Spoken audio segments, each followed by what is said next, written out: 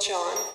Should we write a book that goes chapter by chapter and sort of, at this stage of your life, you should focus on this and that? And there's this balance between paternalism, where you're kind of speaking down to people and telling them, oh, I know best and this is the way you should follow it, and letting them live their lives and letting them, and from soccer, right? I mean, you can't learn if you don't fail. You have to just teach kids what they can in training and focus on principles and let them go out and put them into action in a game. And sometimes it works, but they have to make the decisions on their own during a game and fail and learn from it. And so that part is tricky in how much value there actually is in what you tell them. But I would say a couple things. I honestly believe that in order to succeed, you have to be able to focus. And when you get out of college, you have the ability to focus. You want to become if you're playing soccer in college, you've got school and a social life and, a bunch of other things and soccer. If you graduate and are lucky enough to play professionally, you can make soccer your top 3 priorities. And when you eat and what you eat and all that revolves around maximizing biorhythms for a game on Saturday. Mm-hmm.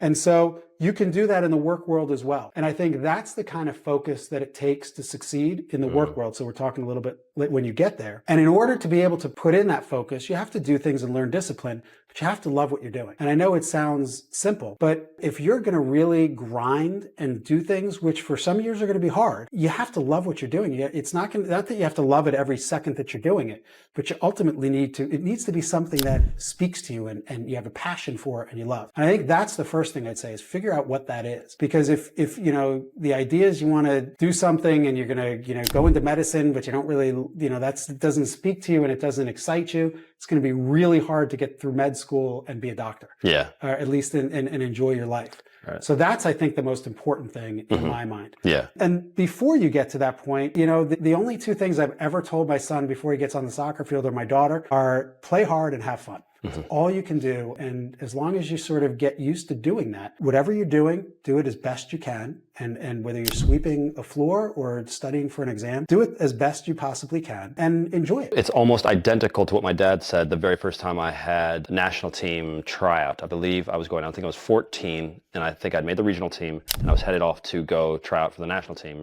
They were all going to play. And the only thing he said, and obviously my dad played for his national team of Nigeria, and the only thing he said was, number 1, try not to lose the ball. That's the easiest way to get rid of the guy. If you're constantly pissing the ball away, we don't want him. And have fun. That's it. You would think that with all his knowledge and stuff, there would be like, okay, first, but no, he's like, I've already done all this stuff. You've already trained and done all those things. Just don't shoot yourself in the foot and then have fun.